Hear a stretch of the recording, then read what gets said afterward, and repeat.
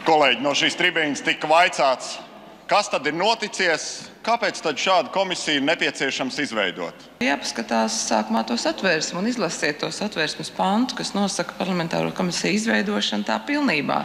Saeima izveido noteiktiem gadījumiem. Varbūt jūs varētu atnākt šeit un paskaidrot, kas ir šis noteiktais gadījums. Skandāls valsts ieņēmuma dienestā ar ļoti daudziem darbiniekiem, kuri ir, teiksim, ar tik neskaidriem ienākumiem, ka matas lienas stāvs, ja būtu tik īsts, ka varētu uzslieties. Latvijas valsti neņem OECD dēļ naudas atmazgāšanas dēļ.